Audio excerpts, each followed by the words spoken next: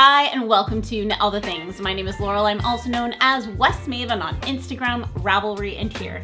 If you're new, this is a space where I talk about all the things I'm knitting, all the things I want to knit, all things yarn, just all the things. And if you're returning, welcome back, knitting bestie. I can't wait to catch up with you. In this week's episode, I am so excited to share with you my finished cloud sweater.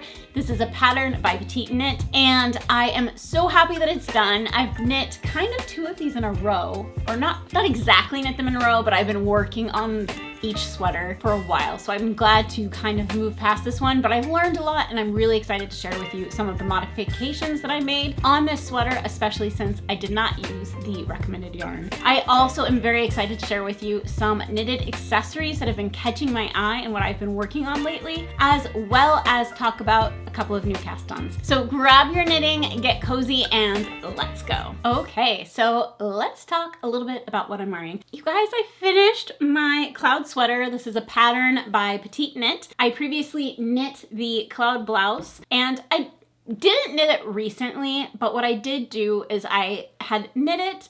I wasn't loving the sleeves, so I actually re-knit them to make them a little bit slimmer and longer. And so then once I was knitting that, I had this Noro in my stash for a while and hadn't found a pattern for it, so I thought, why not knit a cloud sweater? Now the difference between the cloud sweater, this one, and the cloud blouse, that one, is the gauge. It is knit the same way, it's the same construction, you're just knitting at a different gauge.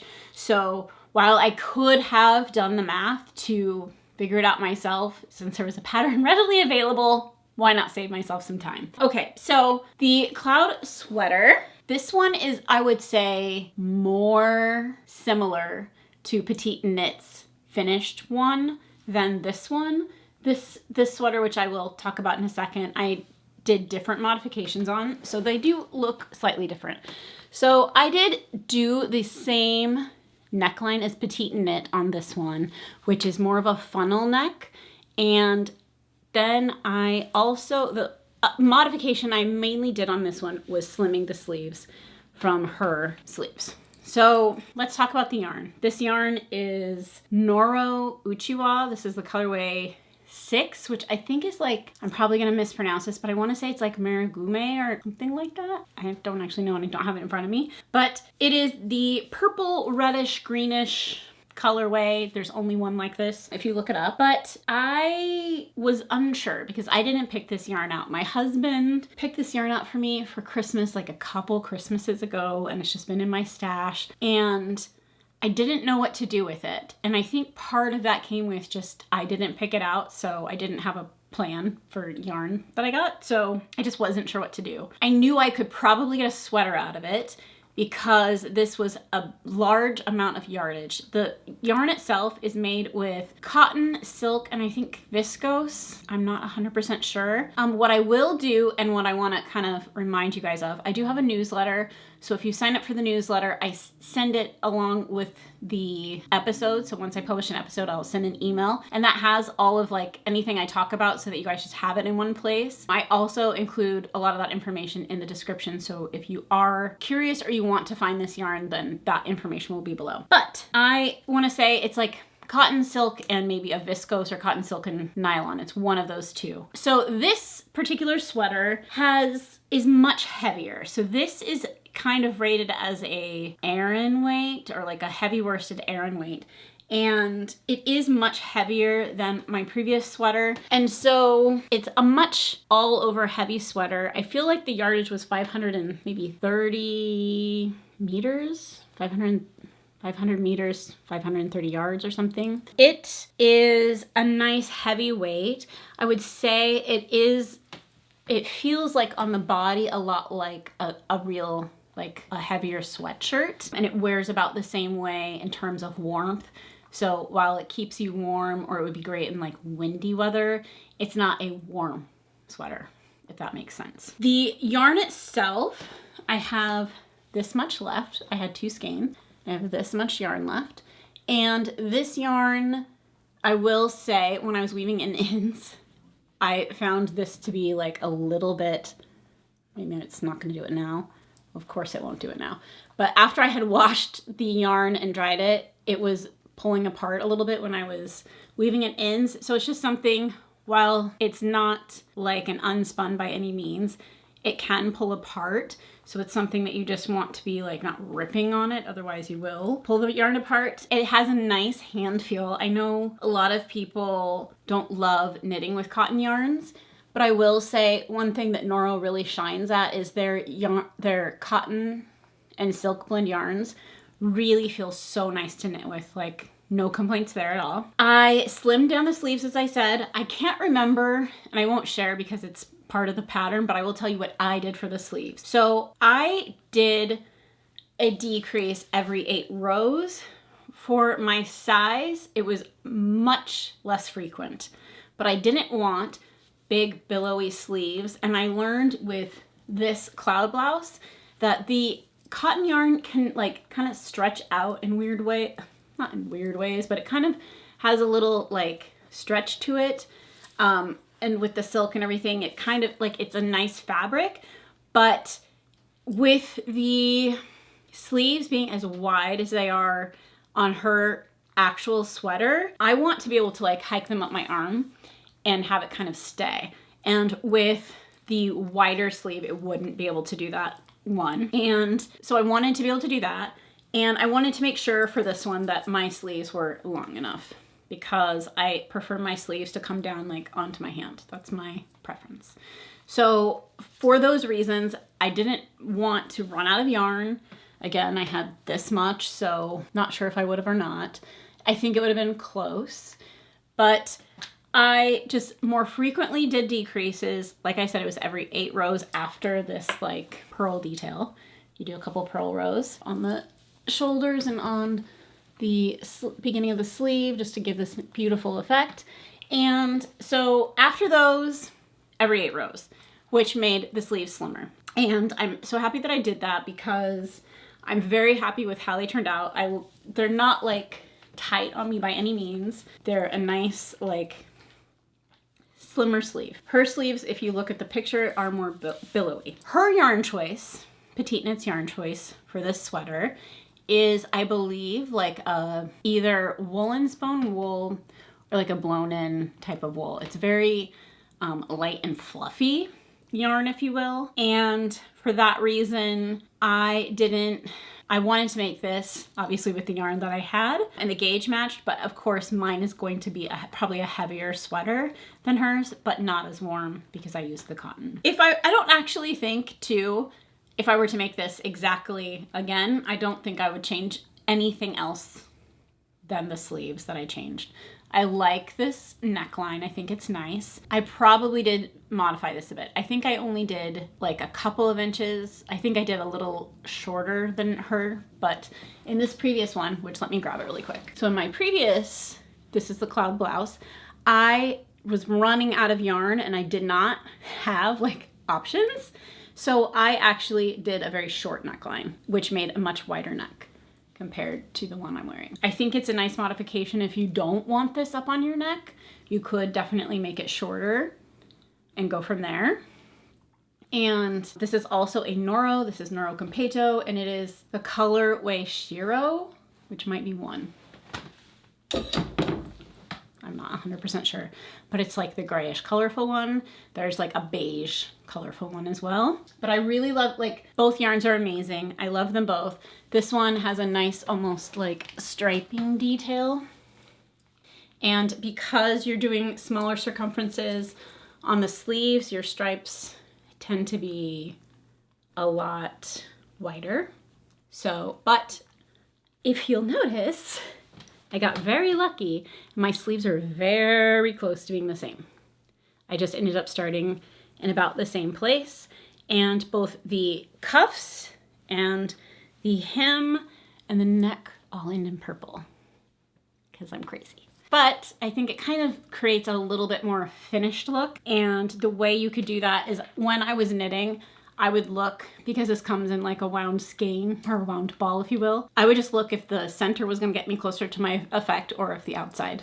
That's about the only like fuss I did with it. So that is my cloud sweater by PetiteKnit, and I'm just so happy with it.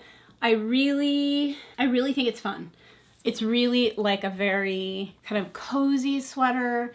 It's, like I said, a nice sweater for the spring when it's really cold in the morning, like walking the dogs.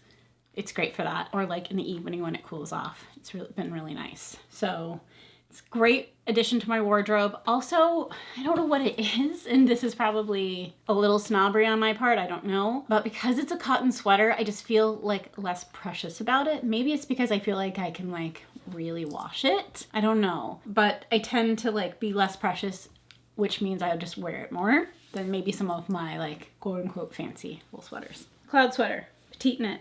Love, recommend. I will say, I think that this yarn, the Uchiwa, would be a great substitution if you can't wear wool, because it is like a little bit thicker. You do get a little more warmth. I think it's warmer, I would say, than this one, but not by much, just because it's a little bit thicker. If you guys have any questions about either of these knits, please make sure to leave them in the comments below, and I will try to either answer you there or answer them in the next video. Okay, so I've been making stuff. I have a couple of, well, I have half a finished object. So this is my pattern. This is the Cozy Slouchy Sock by me. And I'll link it below. I had this on the needles for a while. I had been meaning to finish it, and honestly the only reason that I didn't was because I originally in the pattern had wanted to include this piece, but I ended up taking it out last minute. And it's where you are picking up stitches along your heel flap, and you are right here and you're picking up like you finish your heel flap, you are knitting down, you pick up stitches along the heel flap, then you knit the front of the foot, and then you pick up stitches along the heel flap, right? And then you're doing decreases for your gusset shaping. So when I knit socks, I like to pick up extra stitches. And I felt like I needed to make a tutorial for this piece because I felt if I told people to just pick up stitches, if you do it differently than I do, you could end up with a big hole, like right at this portion of your sock, right here. And as you'll see, there isn't a hole at all. So I have like a special little way, and I'm going to post the video. So whether or not you have this pattern, it doesn't matter. You can use this on any pattern, but it will, one, increase the width here by just a tiny bit on your sock, and it will get rid of that hole. You can also do it where after you're done picking up these little stitches here, you can do an immediate decrease just to like keep this maybe the size you like it. But I find they fit really, really well having just like a little extra stitches. So I will be posting that hopefully after this video posted, you'll be able to find it. If not, I will put a comment on like the community posts of YouTube so that you can find it. But I really recommend doing it that way. It makes them fit so nice. And then again, you don't have that hole at all on your socks, which is so nice. Because I don't know about you, but when I first started knitting socks, it drove me nuts to have like a hole right there when you're like doing the picking up of stitches. So hopefully this was just like trial and error, me and trying things until I could get rid of that. So I hope you guys will find it useful, and I'll post that. But anyway, so this is my pattern, Cozy Slouchy Socks. It is a cuff down pattern. You have just some 1x1 ribbing. Then you have these like little ruffle sections in the mohair, split up with some ribbing. And it gives this really nice effect on the sock. If you can see how it almost looks like a long rib. But there's just a little trick to make it look like that. And they're really cozy and fun to wear. I made my leg on this one shorter this time, but I have a bunch of pairs. I wish I would have grabbed them, but oh well. I have a bunch of pairs that are taller. However long you make the leg, you can really get a better scrunch out of it. So you can wear them up a little bit, but you can also scrunch them down kind of like those scrunchy socks that we used to wear. So I just finished this last night. I haven't blocked it yet, but that's what's been holding me up because I actually really like making these. They're easy. They're, you know, mostly a vanilla sock with a little extra-ness to them. And this yarn I love. So this is Ching Fiber sock yarn. I lost the tag. So I'm going to do some serious searching after making this video, and I will post it in the description for the exact colorway, but it's really spectacular. It's a burnt orange with like a beige or cream, I guess you could say, and blue flecks. It's really, really nice. And then the mohair is unfortunately not available anymore. It was by Ken Yarn, and I think it was called Baby Boy. I've used this blue mohair for like 3 or 4 projects. Like, I just keep grabbing it. I think it's an excellent blue, and it just really brought out some of the speckles in the yarn. So that's that. Again, if you're interested in the pattern, it will be available. I also have it available in that newsletter. Next. So I've been just thinking of like little projects that I can carry around with me, and that has been one of the ones. Okay, so the other project that I have been throwing in my purse just because it's so tiny is this one. So I have just like leftover yarn. This was Volanvine yarn, and her colorway, oh boy, I think it's like something snow. Okay, so this is Volanvine Driven Snow on her singles base, Nouveau, and I really like it. I used the yarn initially for the Twists and Turns shawl by Stephen West, and I had just a little bit left over, and something about this colorway just really draws me in. I like that it's kind of like a grayish base with like neon green and fuchsia and a little blue. I don't know, it's just like a fun colorway. And I have been just making, very slowly, a beaded, let's see if I can get this to focus, a beaded scrunchie, which I'm just like barely getting any of it done. But I strung the beads ahead of time. I think what I'm going to do, I have a few rows of the beads going right now, but I think what I'm gonna do is do a section of just plain knit, and then I'll come back to the beading so that it's on the outside part of the scrunchie. So this is literally just like play around with beads and play around with a little tiny bit of yarn that I have left because I really liked it and I thought it would be like a fun scrunchie. I think I did a long tail cast on of like 100 stitches, and then went to town with the beads, place a bead, knit 3 stitches, place a bead. And then when you go on the other side, when you come to a bead, you knit through the back loop on the next round. And then that's about it. So I've just been slowly doing this because I was doing the beading part, but now I just have probably, I don't know, I'll probably do like an inch or so of plain stockinette and then do some more beads. So this should be done. This has just been like a little in the purse, like find it at the bottom of my purse, hope the stitches didn't fall off, and play with it for a minute when I have a minute. So that's kind of been my little to-go besides the sock. And I just have forgotten how nice it is to have like that little tiny project on the go. It's been a while since I've had like a little project like these, and so it really reminded me how much I like them. There's not a pattern to that, but there's like a ton of free patterns on Ravelry. You really, again, just cast on however many stitches. You can add beads or not add beads. When I'm to a point of I'm done, I will place the scrunchie piece inside, and then I will just knit this together. So I'll just like be knitting around once it's a scrunchie, once I have enough fabric. Or I could like crochet it closed, but it's gonna be one of those 2 options. And yeah, super simple. Just again, like I like having these like little tiny fulfilling projects.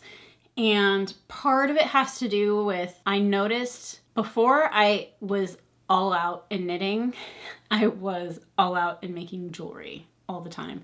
Mostly beaded things, a lot of things that I could like tie knots and do beading with, or have like find a cool pendant and then do something cool with a chain or more beads. So I pulled out a bracelet that I made from a while ago and other things, and I was thinking like, oh, this is so much fun to like, it's this beaded one with chain. I made like this little tiny beaded one, this leather one. So I just like playing around with stuff like that, and it was fun to take my knitting and add the beads to it and kind of play. And so keeping that in mind, I've been messing around with making little bag chain things. What is it called? I can't think of it right now. Little bag decorations, little bag, it'll come to me. Maybe it won't. But I made this cute little, I'm gonna see if I can get it, knitted chain that I then beaded over. So this one is a fingering and mohair held together, and then some bright, well actually no. This one is just a fingering with the beads that I kind of picked according to some of the sparkles in the yarn. And then essentially I made an I-cord and then connected it for the first one. And then for the second one, you make an I-cord and then you connect it through the other one, etc. And then I pulled out some of my beading stuff and made this bag charm. That's what I'm trying to think of the word, bag charm. It would come to me eventually. Little fun beads. So that's just been like my little play around, have fun time. I made the second one with the mohair and fingering and like silver beads. I don't know, just for fun, for funsies. Little bag charm. I feel like I have all these cute little knitting bags and I'm like, oh, I should decorate them instead of knit. No, kind of yes and kind of no. Okay, so that's just been my like play around thing that I've been working on. I don't know, is that interesting to you guys? Have you made like knitted accessories for your knitting bags? Let me know. Next up, oh, and I will share really quickly if that is of interest to you. I have been using I'm using the like mini size Cordsmith. This particular one is by Knitting is Metal, or like her collaboration with them. But I would check with your local yarn store because I know that Starlight Knitting Society has one and it's like a star instead of the skull and crossbones. But the mini one for the fingering weight yarn, or like fingering and mohair, it's giving like a really nice, I would say the mohair and fingering one definitely has a nicer stiffness to the chain. This one is a little more floppy. But you could also put something in it to like hold it down a little bit more and make the chain look more chain-like. But that's kind of, I'm playing around with it still. This is like discovery mode where I kind of don't know what I'm doing. It's a fun little play thing. I tried a couple of different styles of beading. So on this particular piece of chain, I did just one line. And on the one above it, I was trying a like kind of spiral across the top of it to just give it a different look. And I don't know which one I like better. I think they're both nice for different reasons, but again, I'm still playing with it. I don't know how I like the placement. It kind of came to me from when I was making jewelry. This is like one of the bracelets I made, and I would use like silk yarn and then I would bead over top of it. So that's where I'm like thinking. I'm not quite there yet, so we'll see. It's still a work in progress. But if you want to do this for yourself, I'm currently using size 8 Toho beads. You can get them from a lot of places online, but I've gotten mine just from a local beading store. And what's funny is I typically am drawn to the same colors, so I keep finding that when I go to buy them, I just buy the same colors. So I really need to like do almost like a little stash for myself so I know which colors I already have Otherwise, I will just end up with all the same. But it also speaks to, I definitely have like the color palette of their beads that I really like. And then I bought a few different of these. I think these ones might be my favorite from a weight and finish. I found these ones on Amazon. I bought this round one from the bead store, and while I like it, it's very thick, which I don't know if I care for or not. So I think these ones right now are my favorite. I'll link those below. But I got like a mixed metal, which is like a gunmetal, black, a silver, and a gold. And I'm really picky with how the gold looks on the finishes, because I'm not a huge fan of the ones that look like an 18 karat gold finish, like a very yellow. I like the ones that are more of like a 10 karat gold finish, more of a light gold, not too yellow. So there's that. So those are kind of my like current projects in motion. And then I had a comment from one of you guys last week. So last week I brought up the Nurture Bralette. This is a pattern by Celine Phaeton. And I really love this bralette. I think it looks like it fits really well. She has a lot of options to customize, from the like how many short rows you're going to do in the cups to body decreases, so that you just get a really nice fit. And because I brought it up, Kira said she was considering also making one of these. She wants a wide stretchy elastic band for support. So I was looking at like, if I made this bra, what would I use? So in the Nurture Bralette by Celine Phaeton, she uses Shibori Lunar, which this yarn company is no longer around. However, Madeline Tosh purchased, I don't know how they, like, I don't know how to, if I'm saying this correctly, but they are now produce the same yarn. So I found it in my local yarn shop, for Yarn's Sake, in Beaverton, Oregon, if you guys are from this area. And I also looked up a couple of other options, and I will kind of talk about those now. I bought the Madeline Tosh yarn, which, oh boy, I think it's this one. It is a 60% extra fine merino and 40% mulberry silk. It has a really nice feel, has a nice shine. It's a lace weight yarn, and she holds it double. And then while I was there, the other one that had kind of come to mind when I was looking up the pattern was Woolfolk Tinned. It's 100%, oh boy, it's 100% Ovis 21 Ultimate Merino. So it is a non-superwash yarn, extra fine merino, and it is a fingering weight. I believe it's a 2-ply. So I thought I would do some swatches.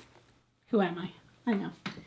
Who am I even? No, I actually do want to make this because I'm really curious. I'm really curious about the construction, and I always shy away from like super fitted garments because I feel like a lot more can go wrong with them. Like if you knit it too tight, then it's going to be too small. You can't wear it. Or like, I feel like the margin of error is smaller in fitted garments. So here's what I did. I knit swatches for both of them, and currently I'm not getting engaged. But this is the swatch for the Lunar, the recommended yarn. And here is a swatch for the Woolfolk Tinned. Now, here's what I've noticed just straight off the bat. What you're gonna want for this pattern is you're gonna want a nice yarn that is somewhat stretchy. So I totally get why she picked the yarn with the silk and the wool. And I think this one looks like it'll soften up really nice and have like a nice stretch that goes right back. This one, the 100% wool, does a stretch, but it kind of like it'll go back when you wash it, but like it will just stretch, if that makes sense. So what I've learned so far, because we're still in the process of learning for this one, like I think the process of actually knitting the bralette will be very fast. I think for me understanding all the bits to make it a nice garment is going to take me a little time, but I think the actual knitting once we get going will be great. So I was going to try to knit with the tinned because I was feeling pretty confident like it would be a good choice, and you knit with it single. I do think it blooms nicely.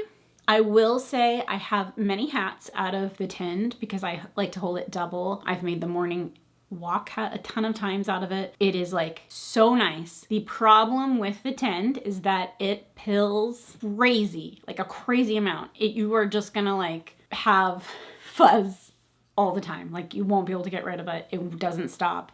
It's what makes your hat so incredibly soft, but it tends to like, I don't think is the best choice. Also the fact that it like stretches out, but like doesn't really, I don't know. Maybe I'll try both, but I feel like if you're wearing it, it would be nice to wear, but if it continues to stretch, or it would stretch out as you're wearing it until you wash it again, it might be annoying. I don't know. So I think your two options, having a non-superwash / silk or having a non-superwash wool, would be where I would start. The silk, like I said, makes a lot of sense. It adds some structure while making it like it's still very stretchy. I think it will feel so soft on your skin. And then the fact that you're holding two lace together, I think allows it to have a little bit more bloom than perhaps like this one will fuzz up, the Woolfolk tinned, but I think this one will also have a nice halo, but have more structure, like overall over time. Like this one definitely has a lot of, like if I hold them together and I pull them down, I feel like this one has a lot more stretch. Well, no, that's not true. I guess they have the same amount of stretch, but see how this one like returns right away where this one stays stretched out. So we're still shopping, but I do think the Nurture bralette would be a great choice if you're wanting a bralette, because like I said, there's a lot of modifications. If you want thicker straps, if you want the kind of regular straps she has, if you want to have different modifications for the strap length, those are there. There's also like, let's say you want the back to be a little higher, then like how you would figure out your modifications for like, then for the body and for your other parts of your straps. There is the option to have the pretty lace underneath for like the body strap, or there is like, you could just do a twisted rib or a rib. So there's a lot of modifications that can be done. The pattern itself is like crazy long. I want to say it is like 30 pages. Like it's so much information and so many options. She includes a like separate thing, so you can almost work it as a worksheet. Like I did X amount of rows and you put it in the box so you don't forget, that type of thing. So there's like a lot of pieces to this pattern. I feel like once I get going, I can speak a little bit more to if it feels intuitive as I'm making it. But right now I need to figure out my gauge problem. So right now my gauge is tighter than the pattern calls for by like several stitches. So I'm going to have to play around with my needle to see if I can get a slightly larger gauge and then go from there from deciding. Currently, according to her sizing chart, which you can look at on Ravelry under, I think, the last picture of the photos of the pattern, I think I'm going to be making a size 3. If I can get gauge, that would be the size I should be aiming for according to like her measurement. Mine are slightly different in some areas, so I may toy around with like lengthening a strap or shortening a strap or whatever it is. So I'll keep you tuned with that. But that's kind of where I'm at in this process. I thought I would take you guys along. I don't know if it's that interesting to you or not, but that's kind of where I'm at. I feel like oftentimes I'll be like, ta-da, it's done, or talk about some problems I'm having, but this is me starting from the very beginning of something I'm just not familiar with, so I'm trying to like walk you through it as I'm currently walking through it. So I didn't swatch any further because I am trying to decide if I should go up like 2 needle sizes, if I should stick with the needle size and pick a different size bra, because I think the fabric is nice. I'm not sure exactly what to do there yet, so I will again keep you posted. I think part of me really wants to move forward with the gauge I got and pick a different size. I'm nervous with doing that because I feel like I'm nervous about the pattern, not because it's hard, but because, like I said, it's tighter fitting and I want to do it right. And so I don't want to like start from a place of like already not really following the pattern. So I probably will try around. I'm also considering swatching a yak silk yarn because I think that would be really nice and it would definitely bloom and it definitely would have stretch with the silk. So that is also on the table. I just haven't swatched for that one yet. And maybe that is like the key. I do only have a fingering weight in that. So I will have to see how I get gauge on that. But that is also another option. So if you've made this pattern, please let me know. Or if you have any further questions, I'm going to kind of continue on this path with you guys as much as I can while I'm thinking about it so that we can figure it out together. And then I think in the time between now and the next podcast, I will hopefully have made another sock and posted that video because I really am loving this yarn. I think it is like absolutely stunning. And I really like having a sock in my bag. I forgot how much I liked it. I don't know why. I know why. I waited on this one because I wanted to film the video that took me like all of 10 minutes to actually do and waited forever for. So now that that's done, I will finish the other sock. I really love this color. I don't know about the variegation for a sweater, but this main like kind of reddish rust I think is so pretty, and I have nothing in my wardrobe like it. So I may be on the hunt. Guys, I don't need to be buying yarn for this color. So there's that. Then all I have to kind of share with you guys right now is I'm looking for another stockinette project. I just finished this. I want something on the needles that I can just easily pick up, but I don't think it's going to be my main project. Like I said, I have all these like little projects that I'm playing with, and it's nice to have them be so portable because I feel like I've been on the go constantly in the last couple of weeks. If I can master this bralette, I really want to make one for a friend who's had a lot of breast cancer things going on, and she had commented when I told her about just me trying to figure this out that it would be something she would like. So I do want to master it because I really want to like make one for a friend. I've just been binge watching random reality shows. I think it was called Battle Cabin or Battle Camp or something like that. It was okay. I haven't gotten a great one where I'm just like so excited to watch it in a while. So if you guys have any to watch recommendations, please let me know. So that's about all the knitting I have for you today. If we are not yet knitting besties, please make sure to hit the subscribe button and please like this video. It tells YouTube that other fiber enthusiasts like yourself enjoy this type of content. Until 2 weeks from now, make some yarn magic. Bye!